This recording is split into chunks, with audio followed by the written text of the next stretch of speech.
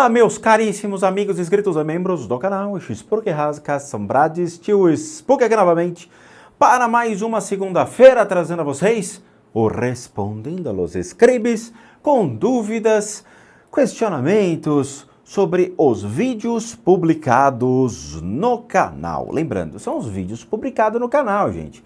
Não me mandem questionamentos. Tio, o demo tá embaixo da minha cama. Só consegue ver? Não, eu não sou vidente para ver o que acontece na vida de vocês. Nós estamos aí mal acostumados com o que acontece no Brasil, não é mesmo? Então eu trabalho com clarividência, a arte de ver através de. Por isso que a gente vê através de fotos ou vídeos, tá? Então, por favor, limitem-se, não me mandem mais esses negócios. Toda hora aparece um e-mail dizendo: o demo tá embaixo da minha cama, ele tá tremendo a cama, o que é isso?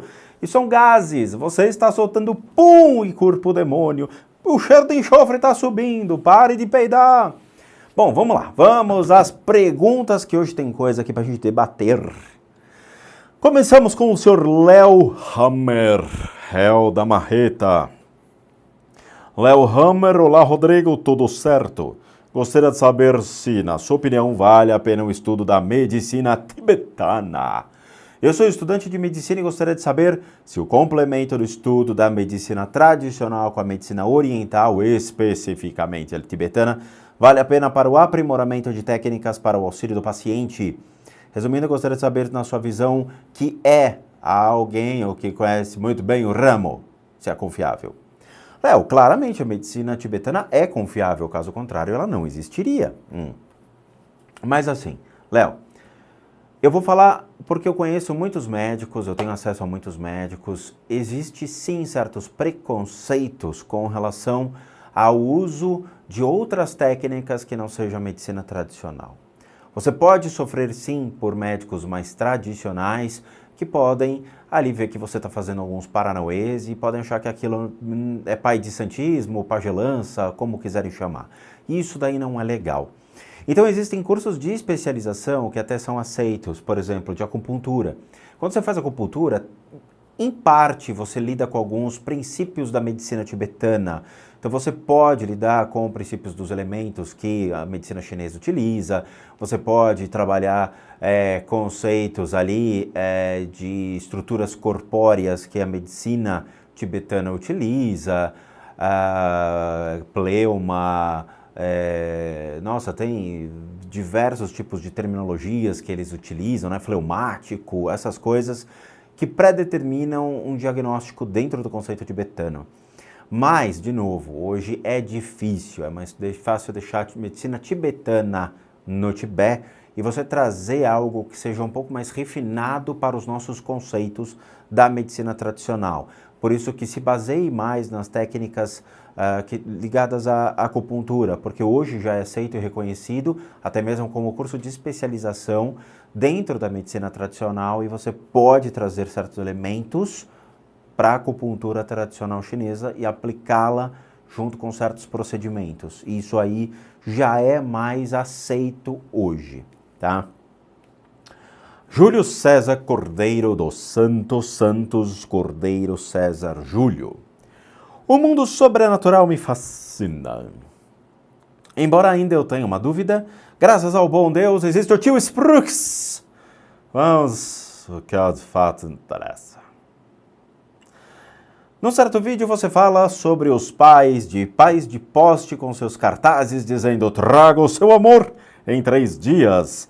Não, agora eles estão trazendo o seu amor em 24 horas ou o seu dinheiro de volta. Acho que eles fazem o que é, e não é pai de santo, é sequestro. Eles vão e sequestram a pessoa, jogam na porta da tua casa e falam: agora me dá a segunda metade do resgate.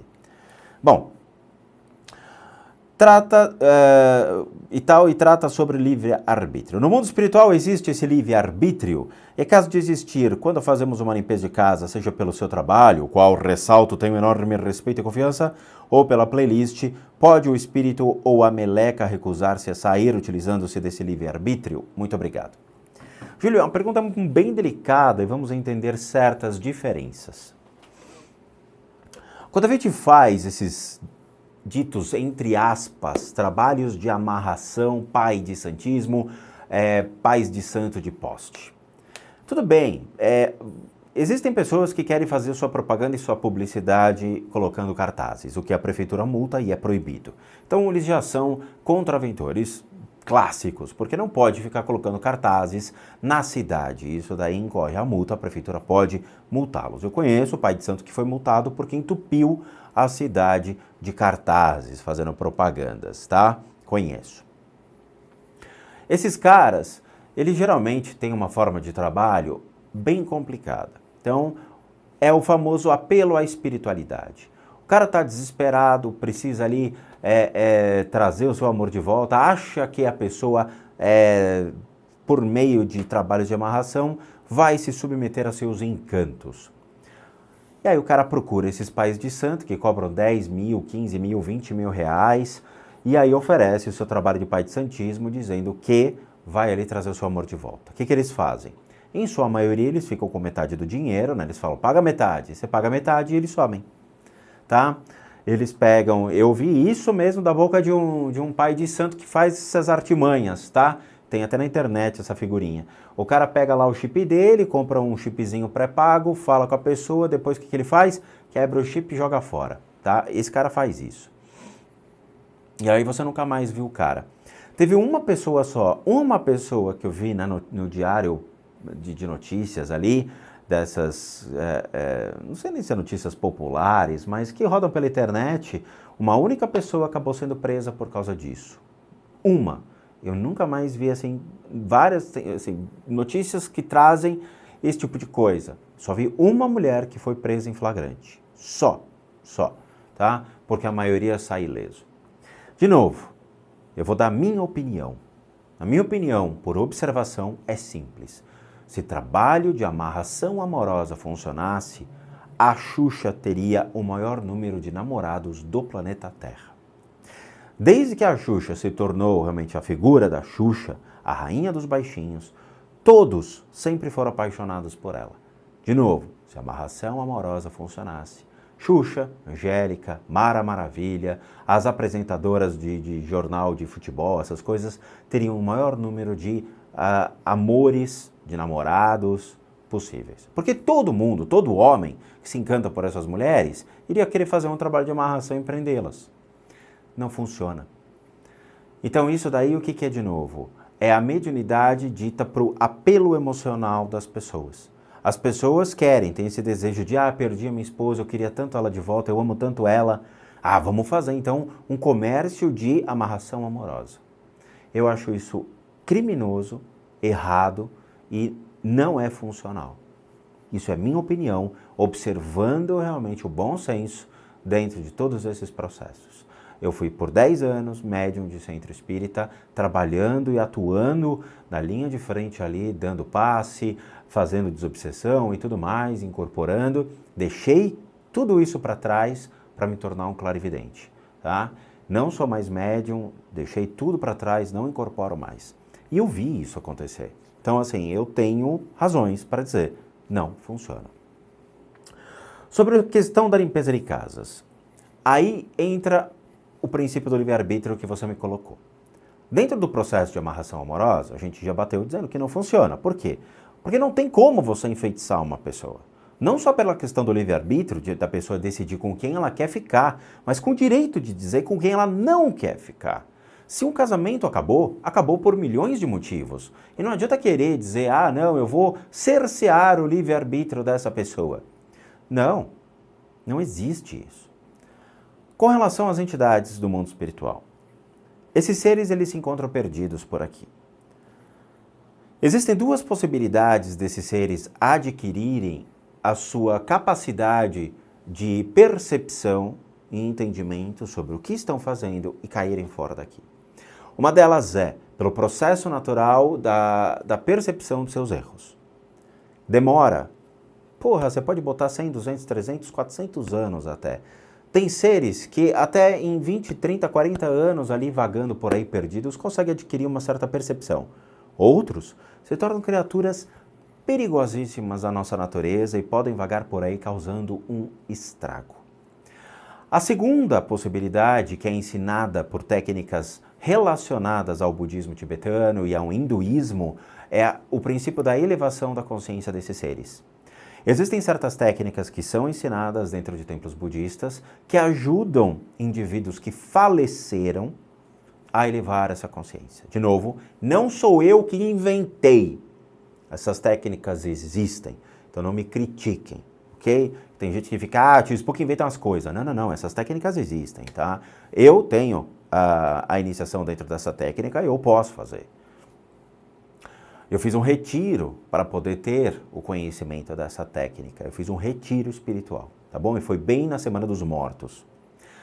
O que acontece? Você faz um princípio simples de que você desloca a consciência desses seres e faz com que eles se reconectem novamente à sua espiritualidade. E fazendo com que a sua consciência se desloque, eles conseguem ter o processo de resgate extremamente rápido.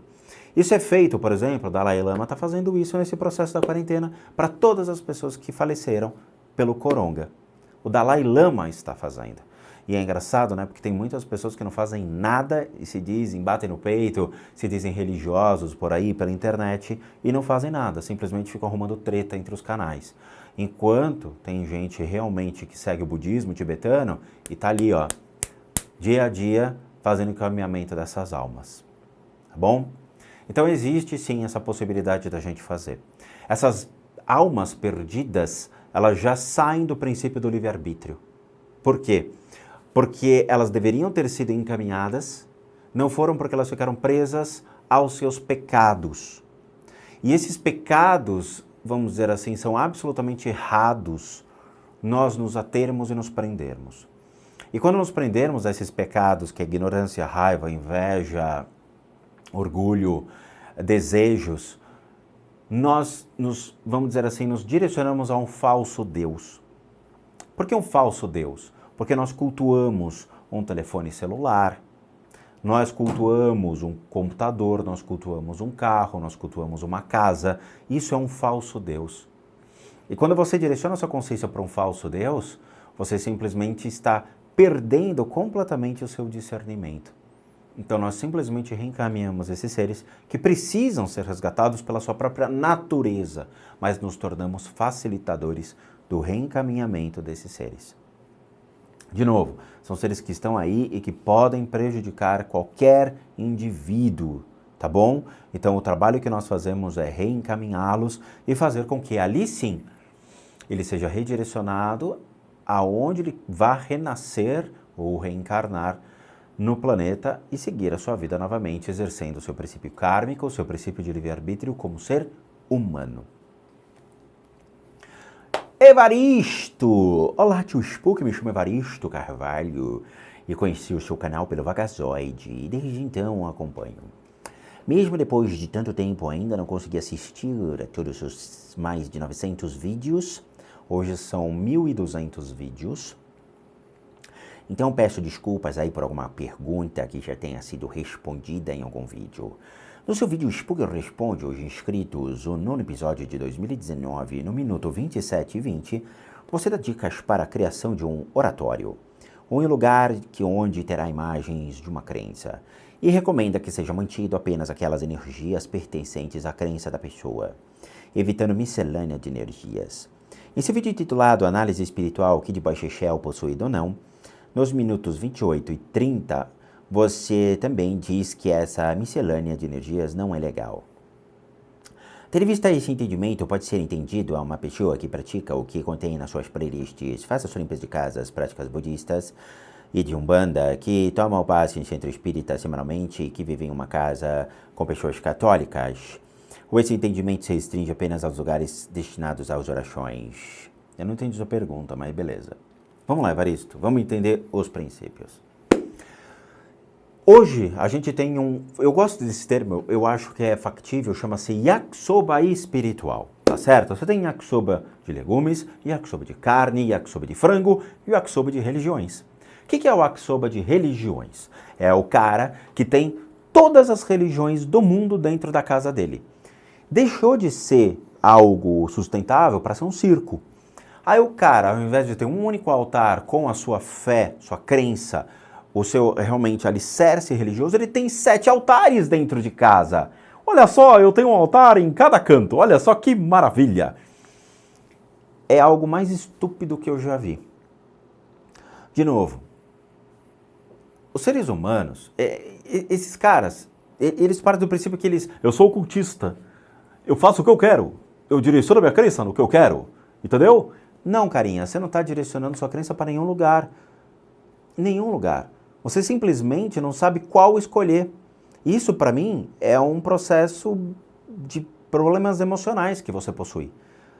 Deve ter algum problema, pessoal. Você deve ser o cara que pede para os outros escolherem para você o que você quer. Porque se você é incapaz de discernir qual é realmente a sua crença, você ficar colecionando fé dentro de casa, qualquer coisa que você leva para casa e coloca, você não tem. Ou você tem um pilar sustentável baseado em conhecimento, ou você é extremamente vazio e oco por dentro. De novo, judaísmo fica no judaísmo, catolicismo no catolicismo, ou no cristianismo com o cristianismo. Espíritas seguem a doutrina espírita. De novo, umbanda, quimbanda, candomblé, cada um na sua diretriz. Por quê? Estamos falando de crenças, ok? Quem é hindu segue o hinduísmo. Existem outras coisas que vocês agregam, por exemplo, umbandista, quimbandista, candomblecista que quer colocar magia. Magia não é uma religião. Magia não é uma religião. Ela é um sistema prático, mágico, utilizado por ordens, sociedades secretas do mundo, seja uma Rosa Cruz, uma Otto, Astro Argentum, esses tipos de ordens esotéricas, a qual criam-se meios para se desenvolver o ser humano. O hermetismo com as práticas para o desenvolvimento do ser, do microcosmos, macrocosmos, a evolução do indivíduo, atingir realmente a transmutação dos elementos e tudo mais. Beleza. Isso pode ser inserido em algumas crenças, mas não em todas.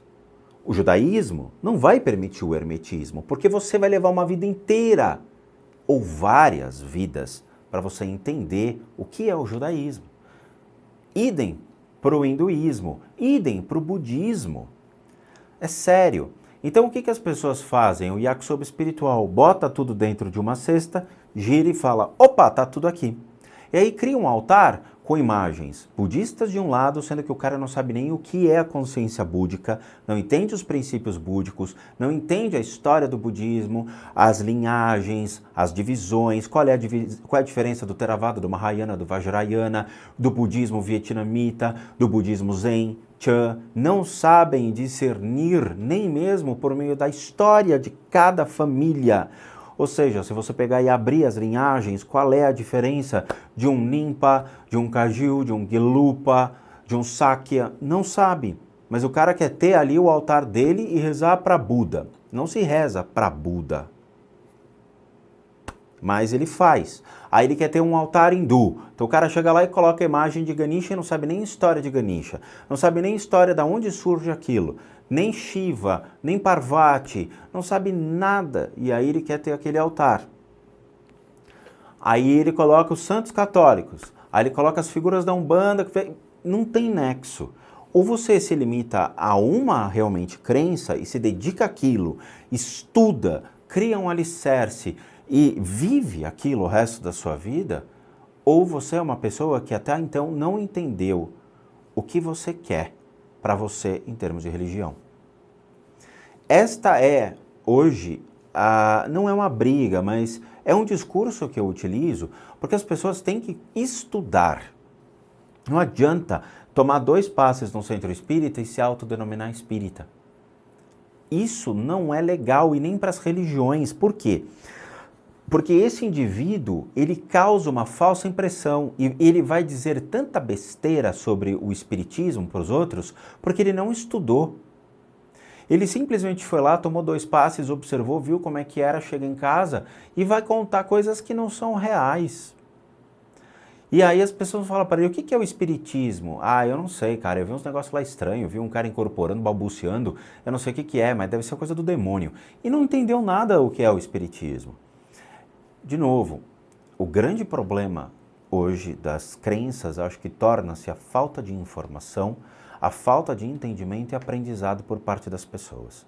Enquanto as pessoas tiverem 7 altares dentro de casa, a gente vai ter um prevaricador de crenças, e não necessariamente uma pessoa que se dedica a uma única crença, entende como funciona aquele princípio, se dedica e cria realmente um alicerce forte por A e mais B, porque ele é seguidor de tal crença, fé ou doutrina. Esta é a briga hoje. Então não adianta você chegar lá e ter milhões de coisas, sendo que as pessoas não sabem nem o que estão fazendo. Obviamente gera uma energia distorcida? Claramente gera.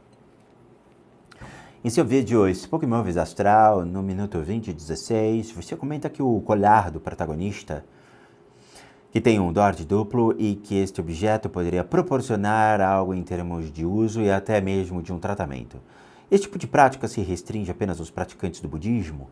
Se sim, que benefício de uma pessoa que não é budista poderia ter com um objeto de grande valia como este? Cara, de novo, apropriação cultural e religiosa. Uma vez eu estava andando no shopping e encontrei um casal de amigos. E um deles estava com uma estrela de Davi no peito.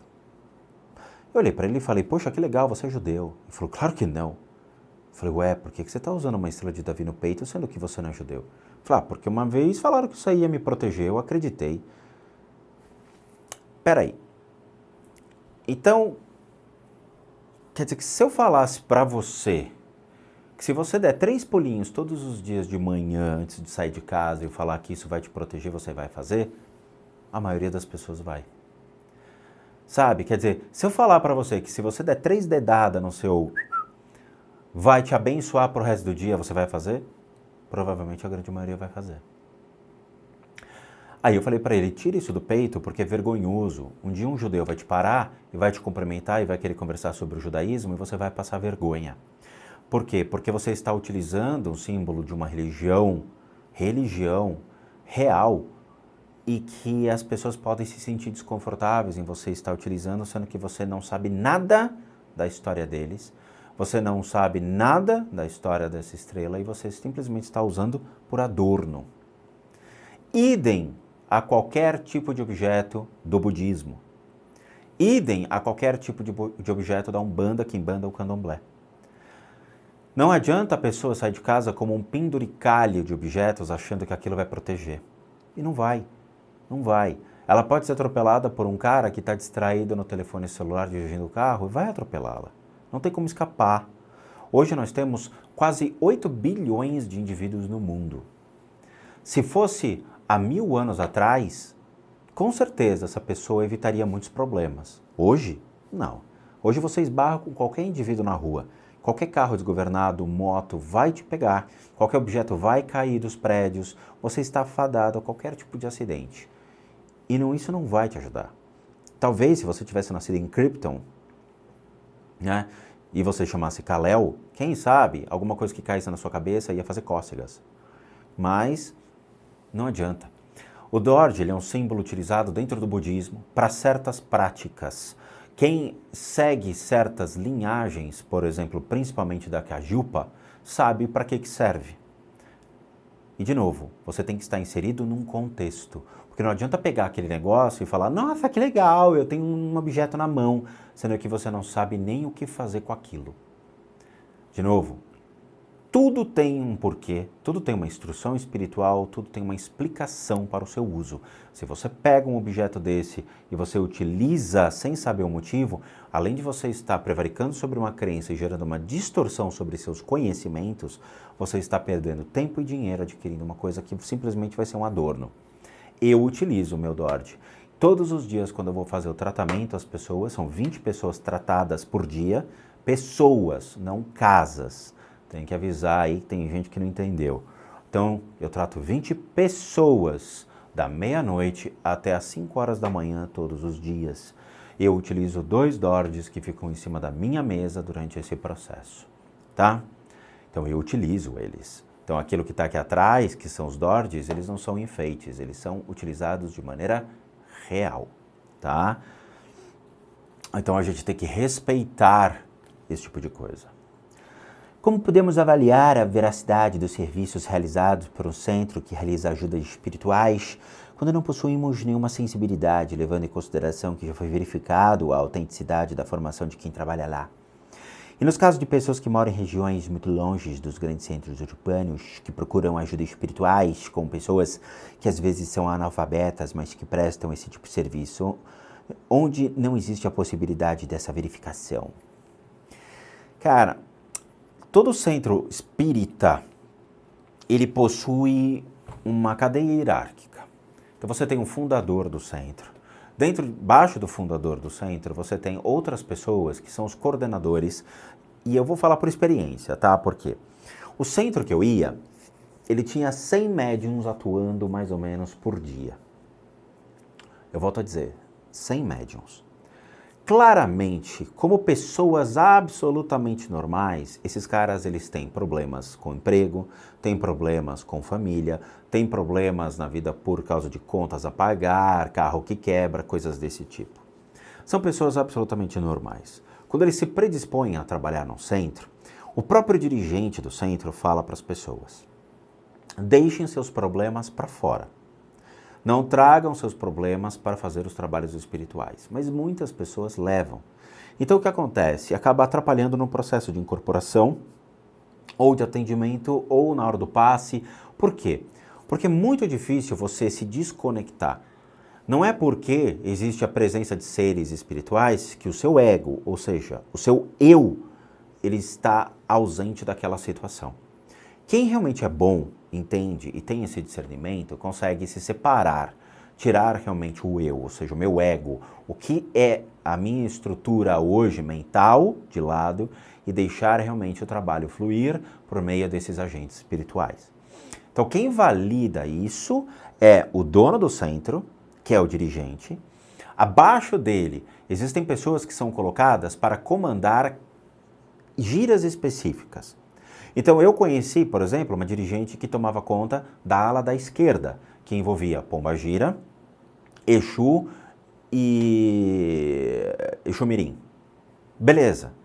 Ela era responsável para verificar que tudo estava acontecendo de maneira correta e ela ficava na porteira, que seria o quarto especial para onde esses Exus eram dirigidos, tinha uma porta e ela ficava exatamente comandando, verificando os atendimentos, via se estava tudo ok. Idem para a parte dos caboclos, idem para a parte dos preto velhos, dos ciganos e tudo mais. Então tinha o cigano Ramon, que ficava tomando conta ali da área, da ala dos ciganos, para verificar se estava tudo com o seu devido andamento. Um dia eu fui tomar um passe nesse centro, só um passe. Eu queria só tomar passe, só queria ficar lá observando, eu não estava a fim de trabalhar. Ninguém é obrigado a trabalhar, mas eu queria só tomar meu passe ali, ficar tranquila. Eu entrei, fui atendido por um cara que ele não estava bem. Ele estava deduzindo coisas, inventando coisas, não estava falando nada com nada. Aí eu agradeci, percebi que ele não estava num dia bem, não estava bom. Falei, olha cara, eu te agradeço, mas você não está legal. Assim que você estiver tranquilo, você estiver melhor, aí volta pra cá. Fui embora, cara. Não penalizei o centro, não dei escândalo, não dei nada. Por quê? Porque eles são seres humanos normais. Eles têm os seus problemas. Esse é o nosso erro. O erro dos fanboys, que são os caras que amam essas religiões ou doutrinas, é criar expectativas que eles estão falando diretamente com Deus. Não, porque eu fui no centro espírita e eu fui falar lá com o anjo que me atendeu. Cara, você primeiro está passando por um sistema que é o ser humano, que é repleto de erros, sujeiras, tendências, vícios. Às vezes o cara não tá legal. E aí o que ele vai fazer? Vai te fazer um atendimento muito zoado. E aí você vai às vezes receber um recado que não é real, ou você vai passar por um atendimento que não foi suficiente, mas você não tem referência. Então você acha que realmente o negócio deu certo e não deu, porque o cara não estava num dia bom. Então, de novo, não criem expectativas sobre esses lugares, porque, de novo, todos nós estamos fadados a erros. E esses erros, dentro, obviamente, de, vamos dizer assim, tratamentos em massa, porque ali gera muito fluxo de pessoas, cara, é factível. O cara não está te dando um tratamento exclusivo que nem nós fazemos aqui. Nós atendemos a pessoa com nome exclusivo e tudo mais. Lá não. Lá é tipo 100 pessoas, 200 pessoas, 300 pessoas por dia de atendimento. Quando ficamos de forma despretensiosa com pontos de umbanda, mantras, orações cantadas na mente durante o dia, isso atrai algum tipo de energia ou altera o estado do nosso corpo de energia? Cara, eu vou falar para você o que um grande professor espiritual uma vez me disse. Você, quando vai num restaurante, você para comer. Você tem o seu horário de almoço, não tem? Tem. Você não fica sentado na sua mesa durante o trabalho, sentado lá 10, 12 horas, 15 horas, 16 horas trabalhando, comendo. E digitando e trabalhando, né? As empresas te dão 1 hora de almoço. Por quê? Para que você almoce com calma. Para que você tenha o seu minuto de descanso. Ou tem gente que vai dormir, né? Eu conheço muitas pessoas que aproveitam o horário do almoço para tirar um cochilo. Idem as orações. Você não vai ficar trabalhando, orando. Pai nosso que está no céu, santificado seja o vosso nome, venha a nós o vosso reino, seja feita a nossa vontade. Peraí, rei, o relatório, que droga, peraí. Não, né, carinha? Você não vai ficar fazendo mantras, orações ao longo do seu dia. Você vai reservar um horário, seja de manhã, antes de ir para o trabalho, que tem gente que faz isso, 6 horas da manhã, abre realmente o altar, faz suas orações direitinho, vai para o trabalho. Ou, quando chega em casa, toma um banho, relaxa a mente e aí faz suas orações, que era o que eu fazia. Eu, quando chegava em casa, é que eu dedicava meu tempo para as orações e para as práticas meditativas. Aí eu ficava 2 horas, 3 horas tranquilo, fazendo todas as minhas práticas. Cara, vamos ter bom senso nas coisas, vamos ter bom senso nas perguntas. De novo, se existe uma prática religiosa e uma devoção religiosa, essa devoção deve ser respeitada. E como você respeita isso? Reservando um horário para a sua fé, para a sua crença. Não invente coisas. Vou ficar orando enquanto eu faço o relatório financeiro. Vai dar errado, né, carinha? Não é legal. Então, reserve um momento para você relaxar e fazer a sua prática. Gostaria de agradecer imensamente por quebrar os meus preconceitos imundos que eu tinha em relação a outras religiões, por me ensinar o respeito e por me apresentar ao começo do meu elo com a verdadeira espiritualidade. Desejo você, a Dani e sua família felicidades. Evaristo, eu vou falar para você o que um guru me disse uma vez. Ele falou que todas as religiões possuem algo extremamente nobre. Quem estraga as religiões é o ser humano. De novo, o ser humano cria achismos. Eu acho que a crença do outro está errada. Por quê? Porque eu quero que esteja. E geralmente é isso. O outro cultua o demônio. Engraçado, não é o culto ao demônio. O culto ao demônio não existe ali. Mas eu tenho certeza que o que ele faz é o demônio. O seu tenho certeza não é certeza, porque você está chutando e deduzindo o que o outro faz. Tem muita gente que faz isso na internet. Tem muita gente que ao invés de perder não, né? Mas reservar 1 hora do seu dia para pesquisar, ir atrás ou até perguntar para a pessoa dizendo, cara, me explica o que você faz, ela prefere inventar, porque ela distorce completamente o que o outro faz, baseado no seu achismo, e aí ele prevarica sobre a crença do próximo. E aí gera o quê? As guerras religiosas. De novo, todas as guerras foram em nome de Deus. Nenhuma foi em nome do demônio. Nenhuma. Prestem bem atenção nessa frase. Rodrigo Ibrahim. Boa tarde, tudo bem? Me chamo Rodrigo Ibrahim, sou hipnoterapeuta e moro em Praia Grande, São Paulo. Acompanhe seu canal e vi alguns vídeos seus sobre hipnose e gostaria de saber sua visão sobre RVP através da hipnose. RVP é regressão de vidas passadas. Sei que existem várias técnicas para fazer esse tipo de regressão e hipnose é uma delas. Também vi que você já fez regressão, então gostaria de saber qual a sua visão, opinião sobre a hipnose sendo usada para ferramenta para uma regressão de vidas passadas. Obrigado. Rodrigo, a gente só tem um vídeo no canal que foi com relação ao Lucas. O Lucas, ele é um hipnólogo, tá? E que a gente trouxe uma entrevista com ele, depois a gente fez umas brincadeiras para ver realmente se dava certo ou não. Eu acredito o seguinte, Rodrigo, existem certos traumas, medos, vícios, fobias, que a psiquiatria, a psicologia e seus profissionais conseguem sim sanar de uma maneira muito bem feita.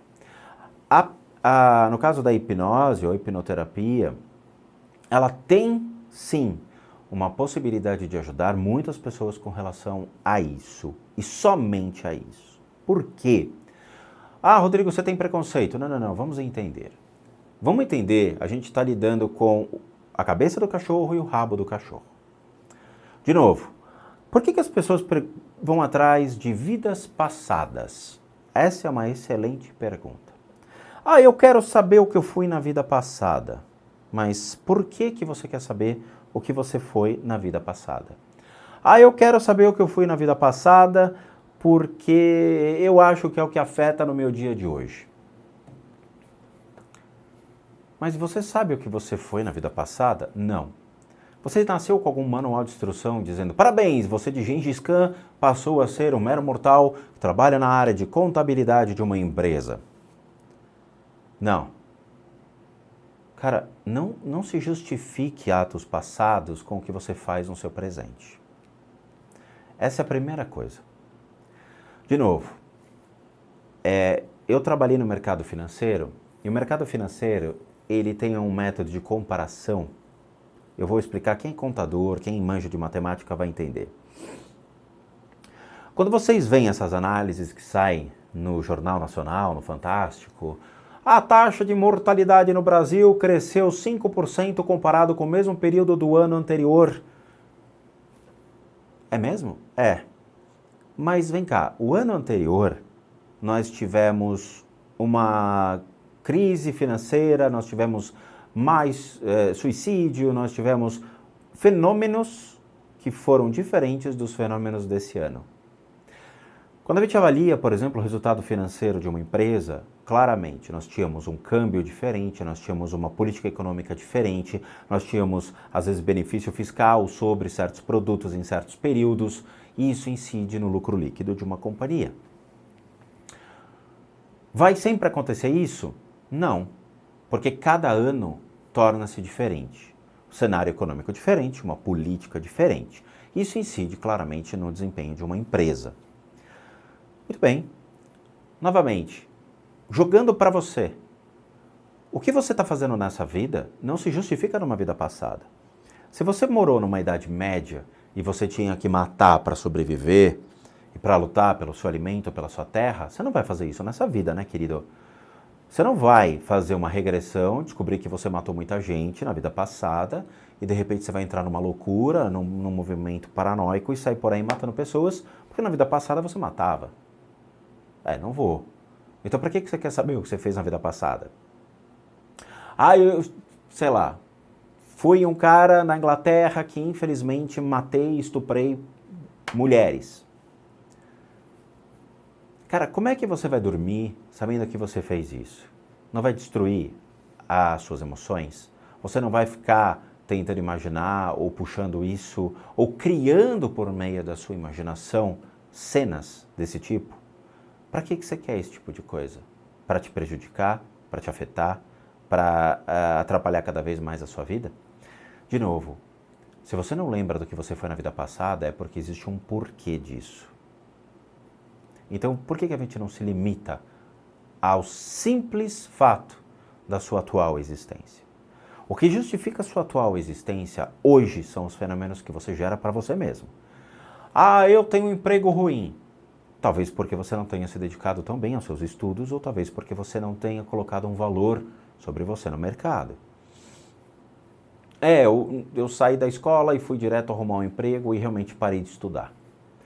Outras pessoas estão investindo na carreira, outras pessoas estão investindo em cursos, em profissionalismo, em línguas, em milhões de outros fatores. E estão ganhando mercado e você está perdendo. Então, não é uma questão de vida passada. É uma questão que nós temos hoje 8 bilhões de pessoas no mundo que essas 8 bilhões querem a mesma coisa que você. O melhor emprego, a melhor casa, o melhor carro, querem sempre lutar pelo melhor. E elas vão atrás e vão se sobrepor a você. Então o problema seu não é de uma vida passada, é você hoje, no aqui e agora.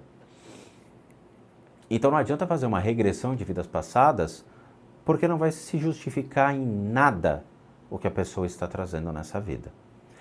De novo, acho ótimo fazer uma hipnose para sanar problemas de conduta, postura, vícios de certos indivíduos. Acho ótimo. Mas vaidades, ego, não. Eu mesmo, tem gente que fica me mandando foto, fala, eu queria saber se eu tenho algum dom, você pode analisar? Eu falo, querida, eu não analiso vaidades. Eu não analiso, tá bom? Eu trato pessoas com doenças sérias e não com vaidades. E eu não faço. Simples assim.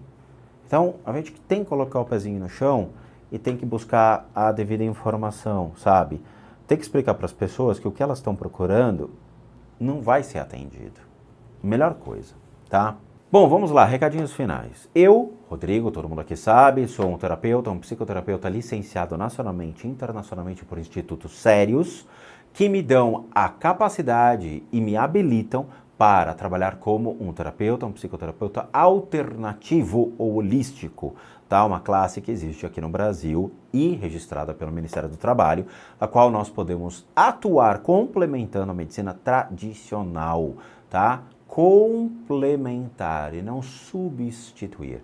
Nós complementamos a medicina tradicional com tratamentos para enfermidades físicas, emocionais, mentais e aí sim, espirituais. Além das limpezas de casa e das limpezas de comércio, como vocês já viram em duas playlists. O depoimento dos pacientes, que é uma playlist onde as pessoas deixam seus depoimentos sobre os tratamentos, e a playlist do limpeza de casas, onde a gente vai na casa de algumas pessoas e demonstra como é esse procedimento. Todos os tratamentos hoje são realizados à distância, tendo em vista o princípio da quarentena e uma situação que nós passamos, que quase fomos furtados na casa de uma pessoa. Então nós não mais vamos na casa dos indivíduos. Todo o tratamento hoje é realizado à distância e solicitado pelo e-mail limpezadecasas@gmail.com. Não é pelo Instagram, não é Facebook, não é sinal de fumaça, é somente pelo e-mail limpezadecasas@gmail.com. Para aqueles que querem ajudar o canal, nós temos 2 sistemas de doação. Um sistema que é o Seja Membro, que você clica aqui embaixo e doa R$8 e ajuda a gente a continuar firme e forte na plataforma. E você torna-se membro do canal. E o sistema PayPal, que também está descrito aqui embaixo, como você pode fazer tudo direitinho, o caminho que se deve seguir. E por último, nosso site casasassombradas.com.br com muita coisa legal para vocês. Vejo vocês nos próximos vídeos e, como eu sempre digo, bons sustos a todos nós.